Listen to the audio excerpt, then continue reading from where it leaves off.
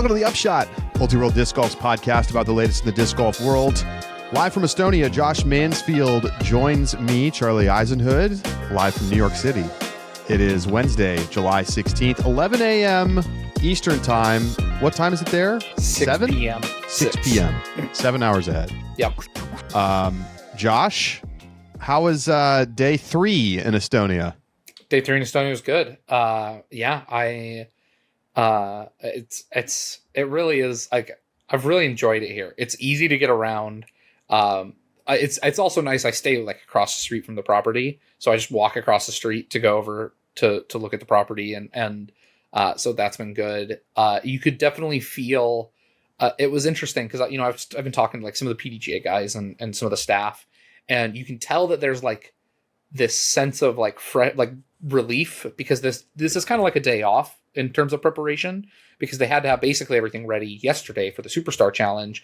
But there's also this anticipation because tomorrow is the real deal. I know that I talked to Matthias Voigt, who we interviewed, and has kind of been my go-to for all things here in Estonia. Yeah, handler. There you go. And they were walking through the new property or the property that they would like to use for the new course for Worlds with the PDGA guys today.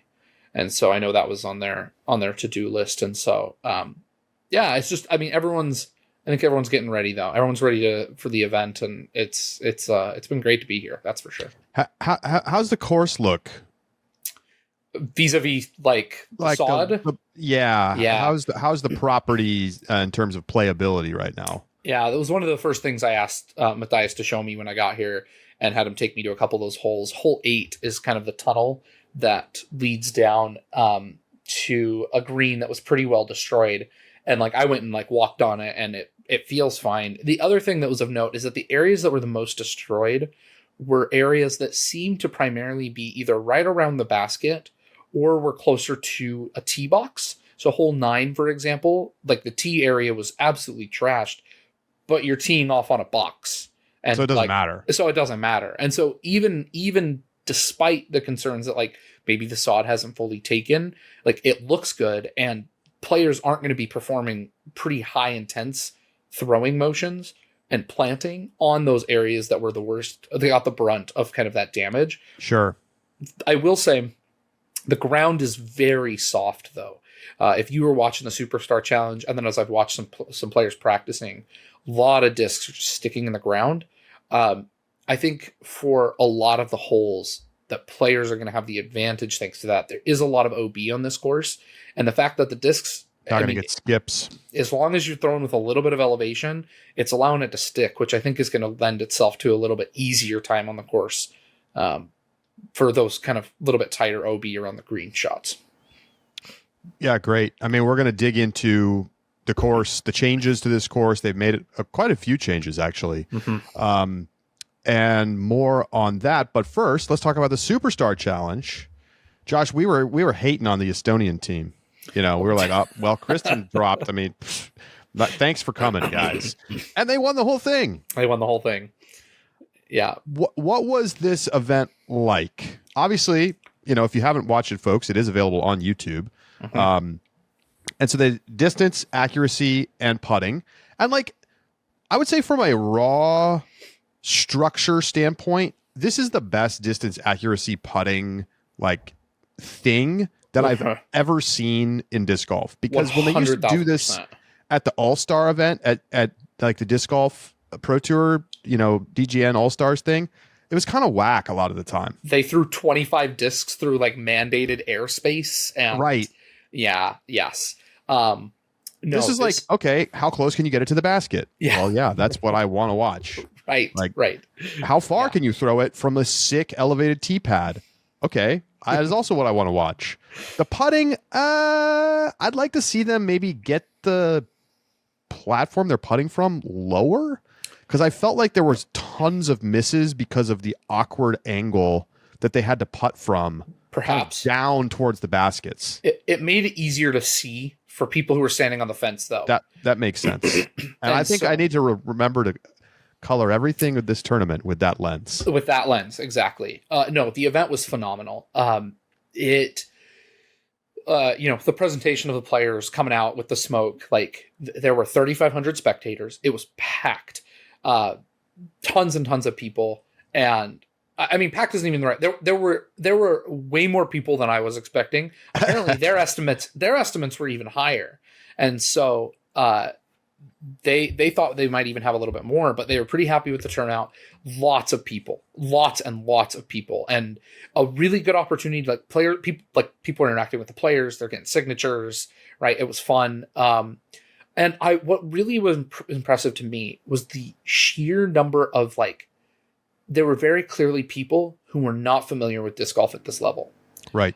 There was a lady sitting in front of me. I don't know who she was with and if the lady she was with was more familiar, but one of them was 60 some years old.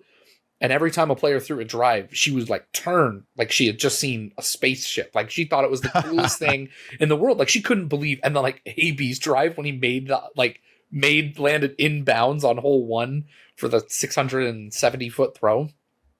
I mean, it was just so loud in terms of the applause. And you could tell that there were people who were not familiar with professional disc golf that were loving that style of event. It was easy to understand. It was clear. They had a great scoreboard up that was going. And so I think as a spectator event, it worked really, really well. The one downside, they shouldn't have played a bronze medal match. I think that dragged it on a little bit. And most people were grabbing food or at the vendors during that time. The stands tripled in terms of the number of people when the Estonian team came back for the finals. For the gold medal match. For the gold medal match, yeah. So, yeah, I have to say, I thought it dragged a little bit. I think that they can think about how to do the pacing of the event better overall. Yeah. But other than that, on the ground, it felt like, I think it was quite good. That one small change is the only thing I'd say. It's a fun concept. I was thinking about this yesterday watching AB throw. I mean, he obviously just obliterated everybody else. No one really came close. No. I liked Sexton and Yuli kind of ribbing Ricky for throwing golf shots. It's like, hey man, let loose a little bit. It's distance competition. You don't have to throw your line drive tee shot. But AB, I genuinely wonder if we'll ever see another high level golfer throw as far as he does. I suppose I should just assume that yes, people will eventually throw further, always, forever. But he truly is in a league of his own with the power that he can throw with. And I think he's basically at the level that you would expect a Major League Baseball pitcher to be able to throw a disc. I mean, what he's throwing it at 80 plus miles per hour. That's crazy. It's crazy. It's interesting. Matthias said that Andrew Marweed told him that he's playing for par on hole 1.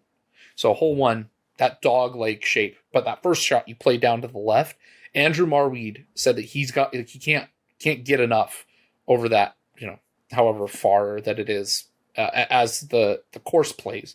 And so he's playing it for par. And you have Anthony Barella sticking the green from his drive. Right. Another professional player who is rated in the 1020s, 1030s. Who will have jump putts for eagle probably all 4 rounds.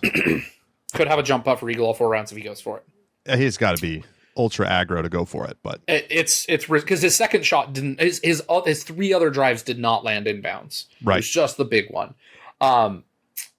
The other thing that I think is interesting, and we can talk more about this, but it's they gave Ricky they ribbed Ricky for throwing golf shots, but Gannon was also landing in similar locations where he was during his practice round. So the Alden film crew was all practicing, and Gannon came up a few minutes after and threw down to go catch up with them. You have the tiers of the landing zone. Yeah. Gavin Babcock skipped one off the road into the 4th tier.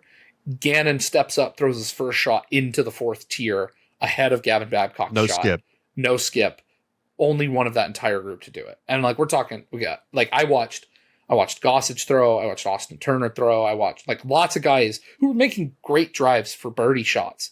And Gannon just walks up first shot, drives it further than anybody else I saw. Yeah.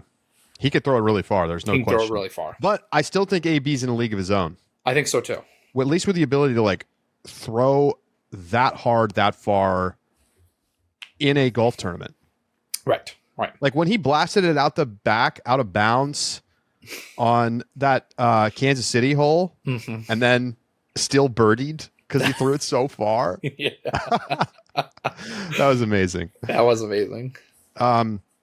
Overall, pretty fun event. The putting needs work because people just kept going for 75, the minimum point basket, because it was all too far away. I saw someone comment on, here's the downside is that if you miss a putt, it was brutally punishing. Right. Somebody in the live they chat need on more Discord, putts, I think is the easiest. Yeah. Fix. Here's what somebody in the live chat said. Every time a basket is made, it's taken away for your team. Ah, yeah. That fixes it. That's a great Once idea. the 75 is made, it's pulled out. And so you just decide then who's going for what baskets. And you just need more. You now need, 8 baskets, right? And as soon as a basket is made, you pull it off.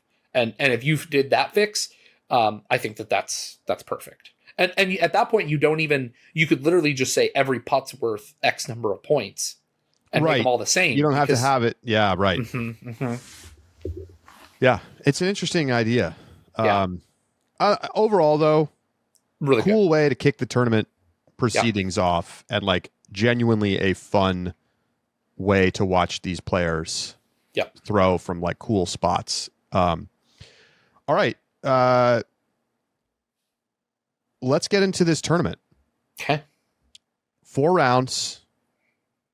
Talon Song Festival grounds. Let's talk about the changes to the course. Okay. Somebody in the Ultra Discord pulled the notes. So there are some new holes. Hole 2, completely new. Low ceiling shot, left to right. And then there's 2 different pins. There's a couple holes that have 2 pin locations. So they'll play a shorter pin on the first 2 days, and then they'll play a longer pin on the second 2 days. You've got a hole 4 is a new par 4. You throw kind of an open shot into a, sort of like a obvious landing zone with trees, and then a second shot into a skinnier group of trees, and again 2 pin positions, right of the tree, left of the guardian tree. Then what else do we want to note here? A couple of things like tightened OB. They've made things a little bit harder here and there. Maybe one of the biggest changes is the one where you don't get a drop zone anymore. Yeah, so it's hole 7. And we'll put it up on the YouTube channel so you can check it out. This last year played with a drop zone, but now all throws from the inbounds fairway, we're just reading from the caddy book, must come to rest on the island green to be able to mark on the island green. Throws from the inbounds fairway that do not come to rest must play from the previous lie or where the disc was last inbounds on the fairway. Okay, so it's not that long of a shot. Like if you miss the first time and you went out of bounds at the edge of the fairway towards the green, it's not that far of a shot to to make it safely the next time. There's like a bailout area on the right side. But it's going to make that whole play probably half a stroke harder, I would imagine. It's got to. Yeah, because at that point it's just there, especially if the drop zone, if I recall, was like if it was makeable from the drop zone, because then it's just incentivizing you to always go for it, and if it goes out, then whatever you putt. And now there's a little bit more decision making and a little bit more going to have to be pulled back if you do miss that. That early low ceiling on 7 is going to make that interesting in terms of players' abilities to like where they're going to end up and to what extent they're going to try and get aggressive, especially with the ground just like it really is pretty soft. I think that players are going to have to throw some pretty aggressive, like ceiling challenging shots in order to give themselves that opportunity to comfortably go for it. Yeah. Josh, what are your thoughts on the course, having seen it in person now and walked the course? Yeah, it's always hard. It's hard because I look at it from my eyes And I'm like, dang, that looks like this a hard course shot. would cook me. Right. There's actually a volunteer and others tournament on Friday night that I'm playing in. Nice. So I'll let you know how bad it cooks me when you got to win. Come on. Yeah, okay, Charlie. Get after it. And so I'll let you know, but it's hard to get that perspective. Here's what I will say. There are shots that should be routine, but that players are going to screw up. That I think that there are interesting and there's technicality where it maybe isn't as obvious. I love a lot of the greens. I think the greens are positioned in a way that really are going to require players to be intentional about where they put them and where their discs are landing, but not just for OB's purposes, but because of trees as well. You come up short and you're going to be making an obstructed putt. And in that sense, like we had talked a little bit about, it really does remind me of Glendevere, where, where you're at on the green is really matters in terms of your capacity to make unobstructed putts, and not obstructed in the sense like you can't see the basket, but in that you're going to straddle, your weight's going to be on a different foot, and just subtle things that when the pressure's at the highest, it's going to create some problems for some players.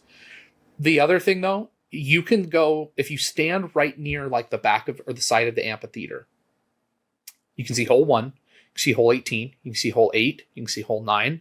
You can walk maybe 50 feet past the player's area, maybe 100 feet past the player's area. And then you can see hole 10 and hole 11. And so it's just like, or maybe it's 11 and 12.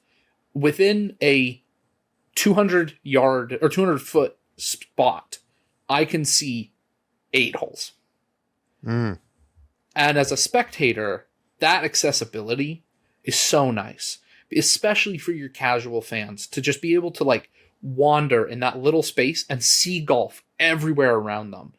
I think is a real testament to the way that this course is designed to be an event that is meant for spectators and people. And I think there's a lot of value in that.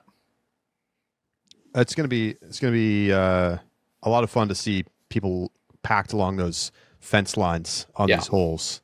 Yeah. So let's see. There are some other holes that have multiple pin positions, including hole 11. They moved the pin to the left corner of the fairway area for days 1 and 2, and then they're the same pin location as last year for the weekend. So a few other changes here and there. They changed some Mandos around. They tightened OB. But, for the most part, it's the same course. Fairly on the technical side, all things considered. And there are like a lot of shots demanded. Not much to speak of in terms of elevation besides the big 1 and 18 shots, right? Correct. And depending on your throw on like hole 1, for example, like AB's throwing flat when he's driving for that corner. 18 is definitely a lot of downhill, but with the soft ground, even then, make it spiky and you're really just not going to, and I think it's even supposed to rain a little bit in the evening one day this week. And then on Sunday, there's some risk of a little bit of rain. And if that's the case, it's going to be even softer. So there is a little bit of elevation on 118, but otherwise, yeah. Hole 8, for example, that tunnel shot with the double Mando, that's also downhill.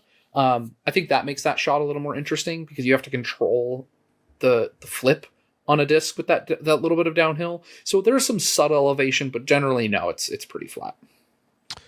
Josh, let's talk about some of the competitors here. Of course, Ricky Wysocki winning this tournament last year in MPO. Kind of let a lead slip away in the final round after putting together one of the highest rated rounds of all time, literally the highest rated round outside of North America that has ever been shot. And I think the 3rd highest rated round all time, certainly Ricky's highest ever rated round. And then he said in the press conference today that he popped a rib out in his back and was like in excruciating pain going into the final round, and basically wasn't even sure he was going to be able to play. So he kind of like limped through that round and did just enough to ultimately win. Rick's got to be. I mean, I know he's maybe not been in the absolute best form that we've seen him in, especially compared to how he was playing in Europe last year. But you got to think of he's still one of the favorites to win this tournament, right? I think Rick's got a big advantage in the forehand backhand combo with the ceilings.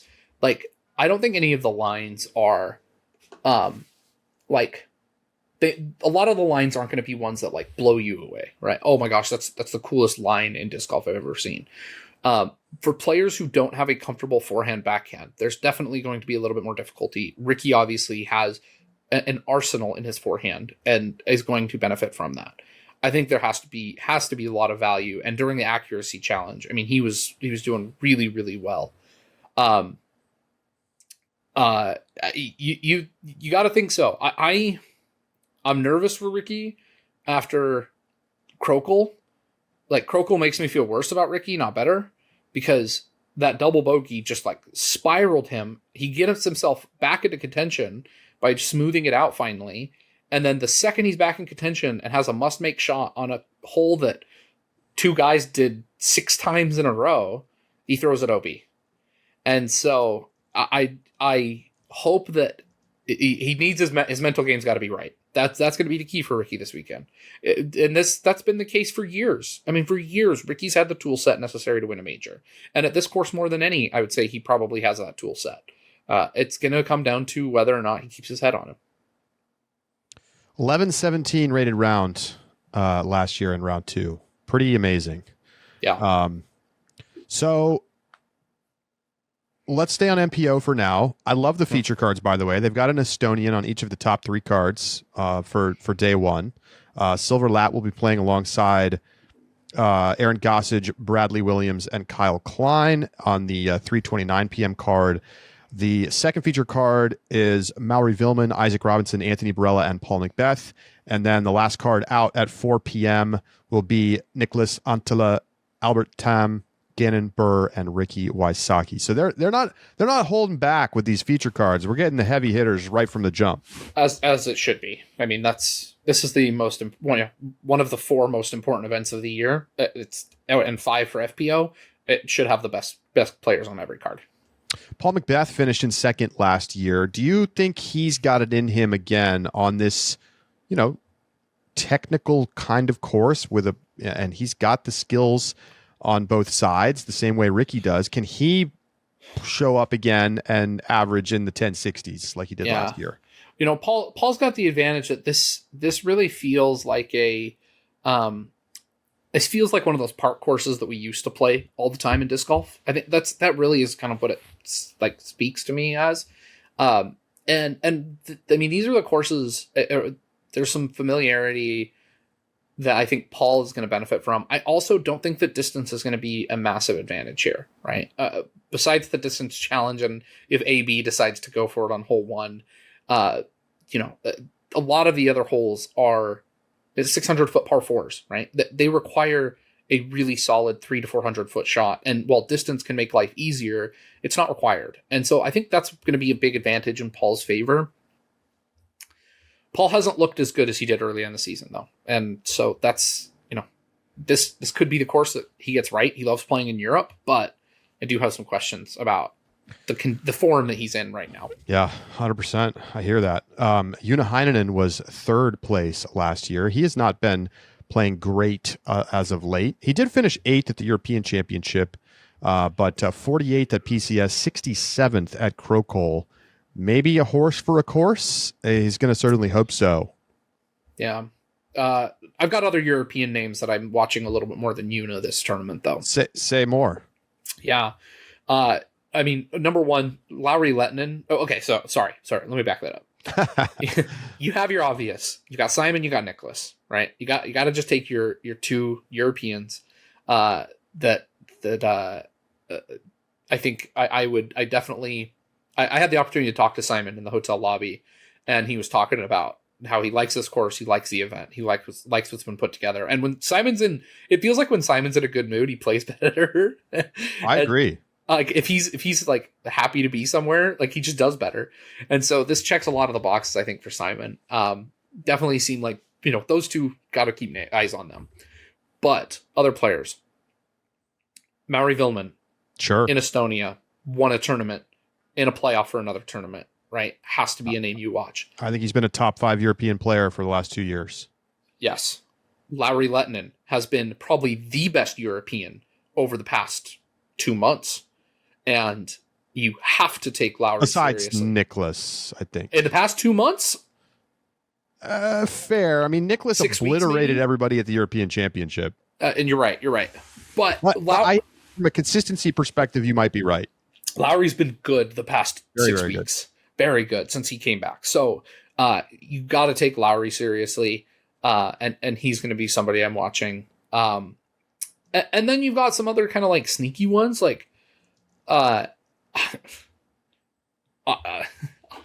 would not have said this before last night. I have never seen Albert Tom like this before.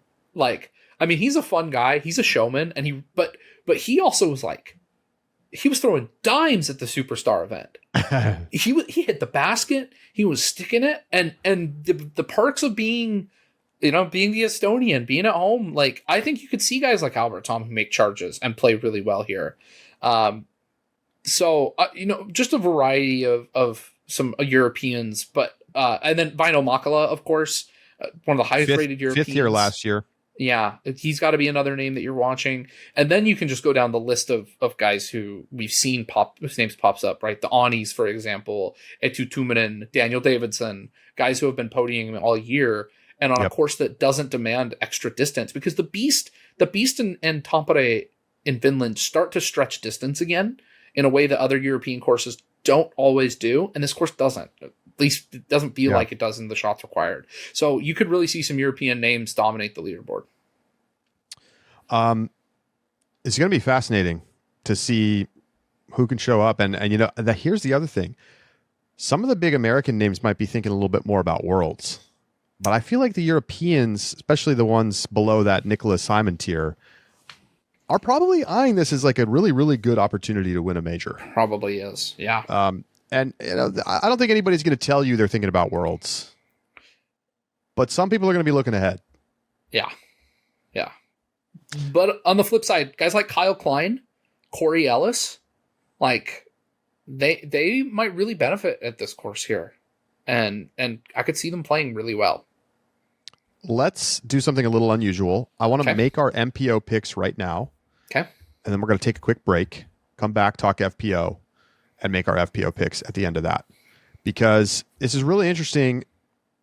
Remember, it's a major, so it's 2x the normal amount of points. Mm-hmm. What that means is that the multipliers, instead of being 1, 1.25, 1.5, 2, and 5, become 2, 2.5, 3, 4, and 10x.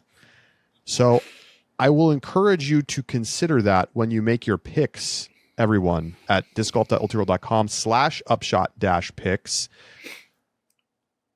I'm going to acknowledge that we need to rebalance European events / the 5x multiplier for next season, because especially at these majors, especially at these European majors, it really distorts what optimal play is. And like almost the 5-point perfect podium bonus is like so trivial when you have 10xers available to score you 10 points just for finishing in the top 10. So Josh, with all of that said, who you taking? Yeah. For those doing the math at home, if one of your 5x Europeans takes a podium spot, that is 30 points. Here's what we might do next year, Charlie, is we could qualify the European points using European DGPT Europe standings. Perhaps. We're going to consider a bunch of different things. There's been a lot of great suggestions in the Discord. Like, we're also going to start doing probably monthly prizes, so that there's like there's a season long contest, but there's also like a month to month contest. So if you start late or you forget to make a pick one time, you can still win. Yes, yeah, love something. That. Okay, so that in mind, 30 points if a European podiums is the long and short of it. If they win, it's 50 points. Now, far-fetched, little ways out. But I'm a ways behind. So here you go. Shameless point grabbing. Daniel Davidson, Lauri Lehtinen, Mauri Vilman. Give me the 3 most consistent 5x European performers over this season. That's what I'm looking for. I'm swinging for points. I originally was not doing something similar, and the more I thought about the expected values here, I just ended up having to do the same thing. I'm also Lauri, by the way, has been like the absolute best player to be picking an MPO when he's playing an event for some time. Yes. I'm taking Lauri. I'm taking Vilman, who's coming off a podium finish. Okay. And I'm going to take Una Heinonen. I'm rolling the dice on a horse for a course. Sure. Third place here last year. He's going to be really confident. Whether he can actually show up and perform like that again, I don't know. But yeah. I'm going to take my chances. I'm behind in the race. I need to be a little bit risk-taking. So give me the 555X as well. You know, and Charlie, to your credit, I didn't think this was the way, and I picked a near-perfect podium with FPO in an event several weeks ago. And the fact that, I think it was Katie Alsalu, hit the podium meant that nothing mattered, right? I almost had a perfect podium, but because I didn't, I couldn't beat you. So I was like, okay, this is the way. All right, we're going to take a quick break. When we come back, we're going to talk about FPO and Kristin, who has confirmed she has a broken toe. Stay with us. It's the Upshot.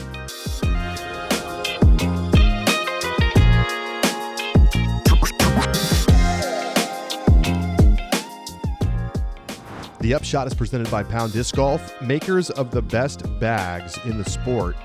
Check out this last custom Octo class. There's the valedictorian. Beautiful burgundy and kind of forest green with the yellow trim.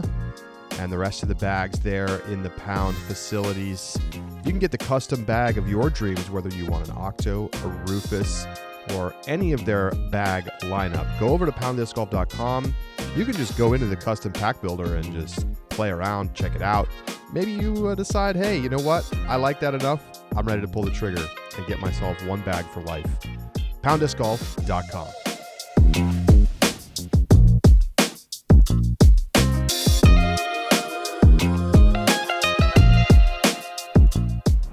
Welcome back to the Upshot.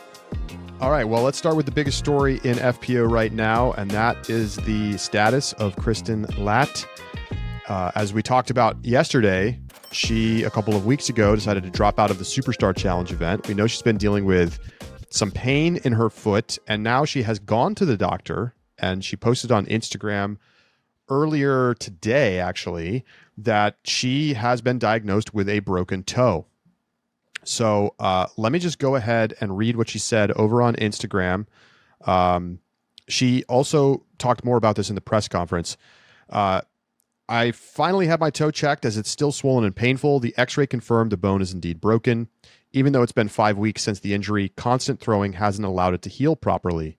These past weeks have been deeply revealing. I noticed how easily I slipped back into an old part of me, the one who feels she has to please others at all costs. That version of me decided it was best, quote unquote best, to push through instead of pausing and coming home. I won't be practicing today to minimize the throwing, but tomorrow I'll step into the tournament. The doctor prescribed something for the pain and swelling. While at home, I've been working to shift my energy back into wanting to compete, not doing it from a place of having to.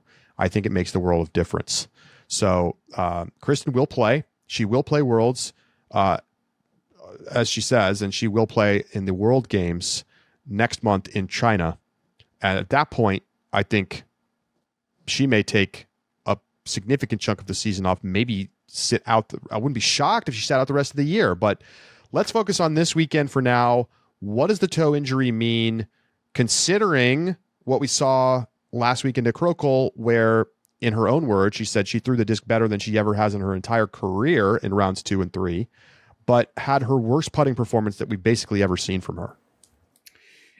She's going to have to make sure to adapt. She's going to have to get comfortable with whatever the putting stroke is and recognize that there might be some limitations to it. And whatever that change looks like, can if there are limitations due to pain, kind of being able to play around, that's going to be important. But to your point, she threw great. And if anything,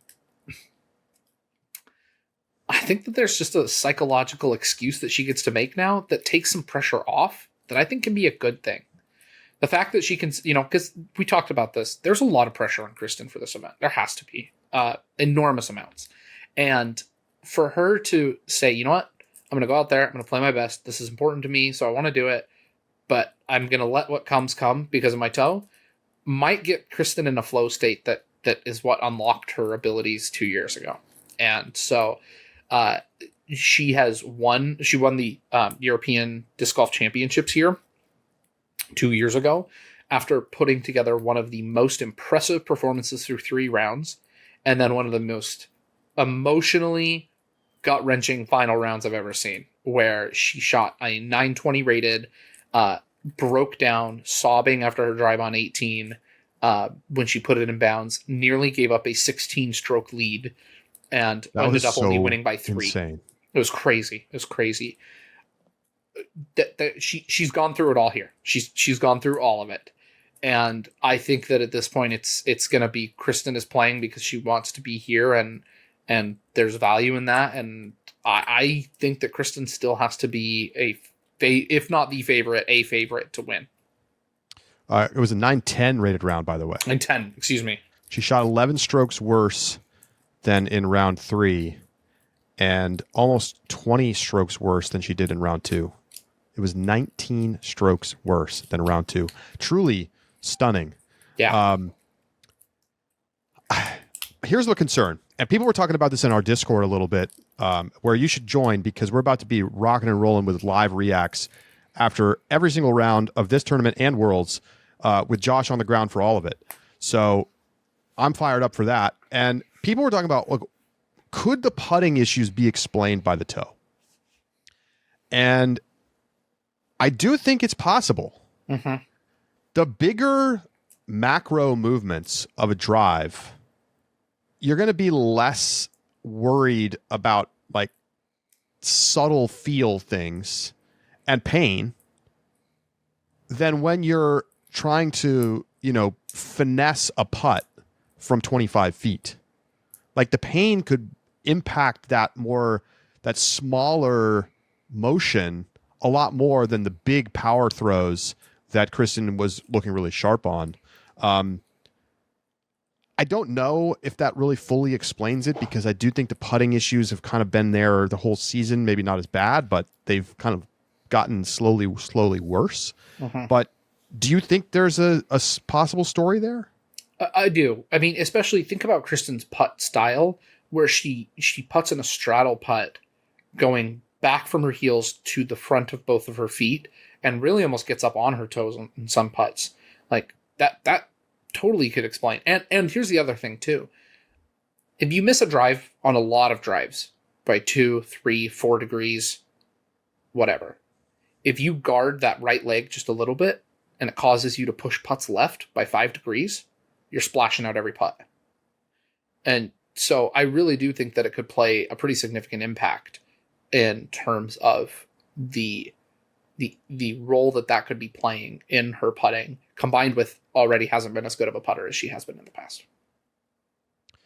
Yeah, it's going to be something to keep an eye on right away out of the gates in round 1. Kristin will be on the feature card for round number 1. They are not pulling any punches. It's Evelina, Kristin, Missy Gannon, and Holland Handley out together on the final card of the day at 10:20 a.m. local time. That is 3:20 a.m. Eastern, 12:20 a.m. Pacific for those who are following along from North America. Second feature card is Katie Tate, Paige Pierce, Owen Scoggins, and Silva Saarinen. Third card, 9:45 a.m. Julia Fours, Sarah Hokum, Jessica Weiss, and Deanne Carey. So pretty stacked up top 2 cards. And Kristin's not going to have any chance to, ease into this tournament. Like she may start feeling pressure from the heavy hitters on her card right away on hole 1. Right away. Yeah, without a doubt. It really does feel in FPO that it's going to be all gas and you're not going to be able to take your foot off.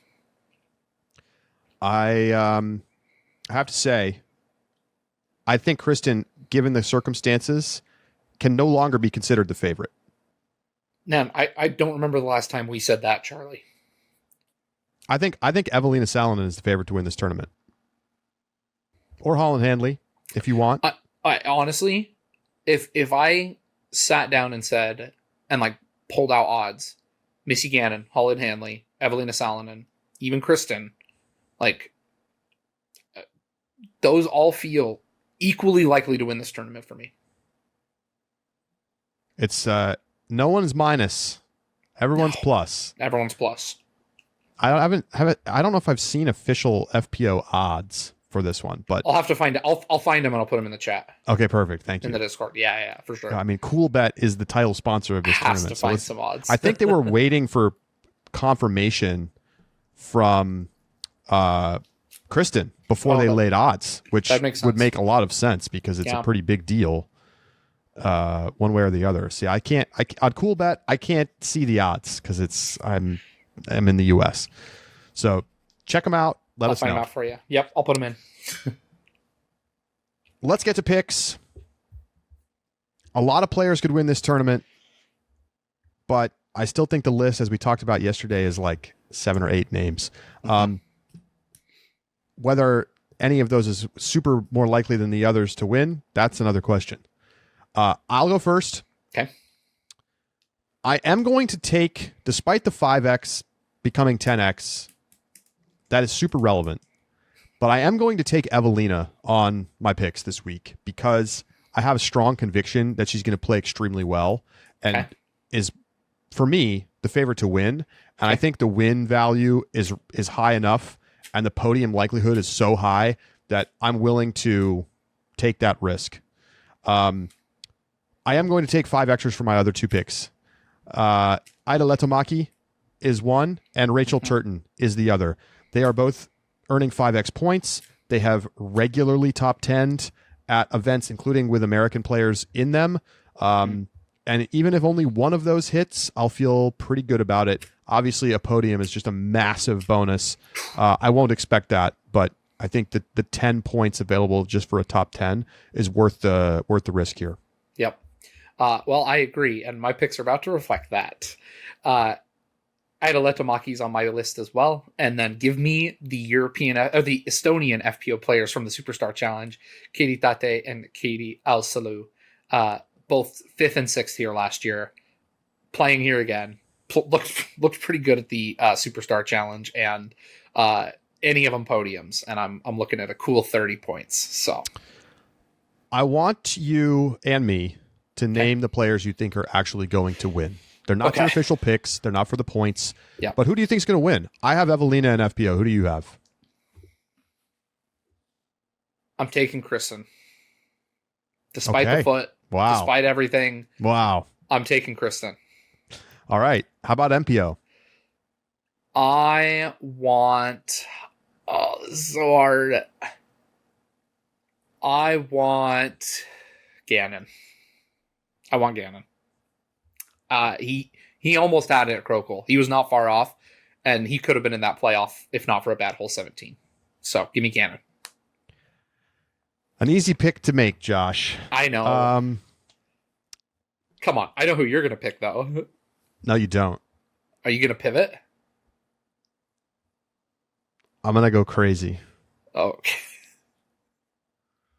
Aaron Gossage. Oh, my gosh.